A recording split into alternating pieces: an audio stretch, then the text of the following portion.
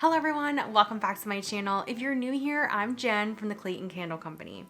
I make videos all about candle making and making candles in your own kitchen. I wanted to create a video so that you could reference back of the essential supplies that you'll need to begin making candles in your own kitchen. I find that a lot of candle makers tell you the supplies in different videos, but I wanted to create one video so that you could reference back and see all of the supplies that you'll need. Okay, so let's get started.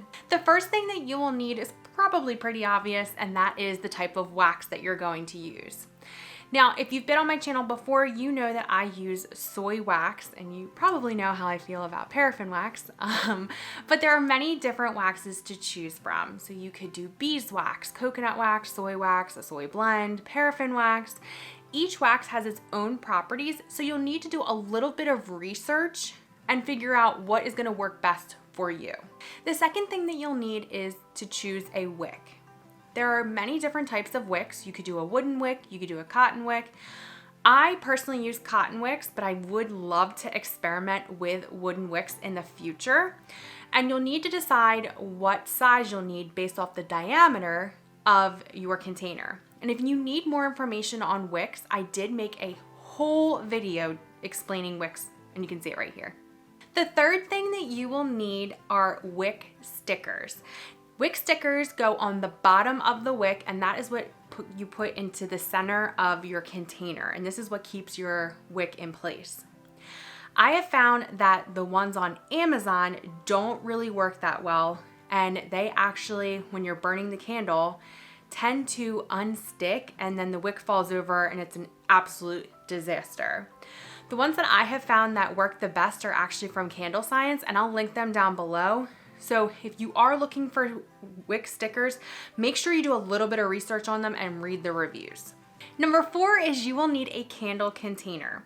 Now, if you see my channel before, you know that I usually use the tins, but I am wanting to definitely experiment with different containers. A lot of people are starting to use glass containers. I've even seen people go to Goodwill and get teacups. Just make sure that the container that you choose to use is heat resistant and can withstand when the wax is melting. And I'll link down below where I get my tins, but like I said, there are so many different containers that you can use, and I feel like they're always coming out with something new. The fifth thing that you will need is a fragrance oil or essential oils. Now, I created a video on where I buy my fragrance oils from, and you can see that video right here.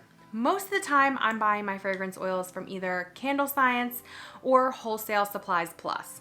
And I really like Wholesale Supplies Plus because I can order a variety and it's free shipping over $25, which is great because if you know anything about buying candle supplies, you can know that the shipping can really add up. So I will link down below the websites that I'm talking about, but you just want to choose what fragrances you want to use. Now, some people choose to just use the ones that are pre-mixed. Other people choose to use, maybe they want to mix lavender with sage or something like that. It's all about what you're wanting to create. Just make sure that you look at the flash points and how much fragrance oil you should be using, because if you use too much fragrance oil, the candle actually will not burn correctly. Number 6 is any kind of dyes. Now, I have never used dyes before, but I do want to use them in the future. So if you are looking to create a candle that maybe isn't white or yellow, there are certain liquid dyes that you can purchase to put in your candles. Just make sure that you do your research and make sure that it is heat resistant and that it can withstand the wax melting.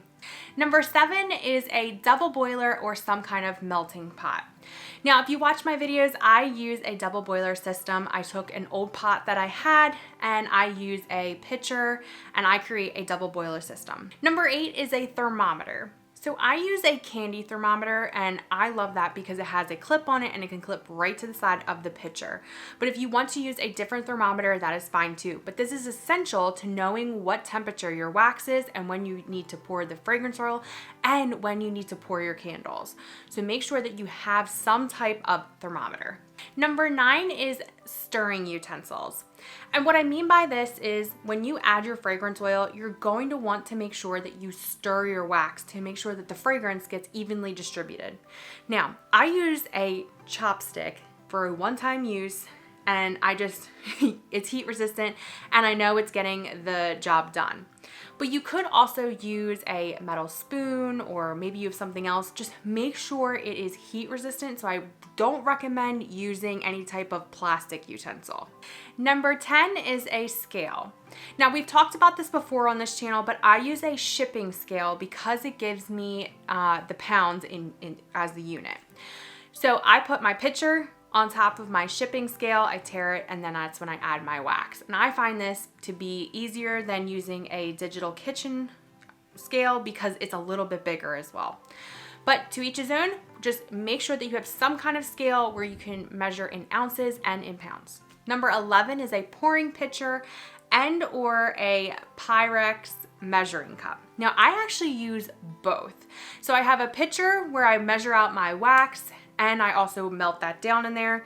But I also use a Pyrex measuring cup for not only my fragrance oil, but anything if I wanted to add dyes or anything like that, I would also use it for that.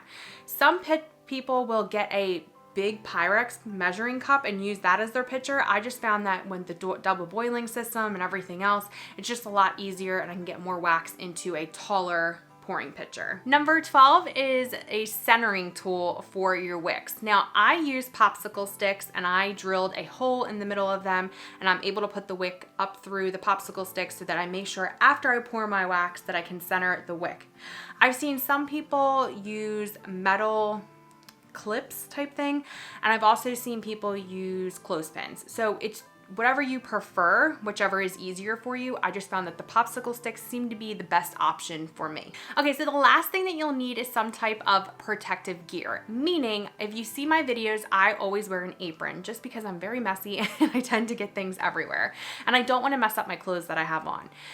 I also put down paper towels and normal towels on top of my butcher block countertops because I found that the fragrance oil actually stains my countertops. So if you have different countertops, you just want to make sure that you're protecting your surfaces and you're not ruining your kitchen by making candles in it.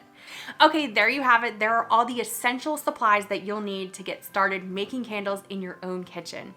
And if you need a full guide step-by-step on how to make candles in your kitchen, I made a video and I walk you through exactly what you need to do from start to finish. I really hope that this video helped. If it did, be sure to give me a thumbs up. Be sure to subscribe to the channel for more candle videos. And if you have any questions, please leave it down below in the comments and I'll try to help you as best as I can. Once again, thanks for watching this video, and I'll see you on the next one.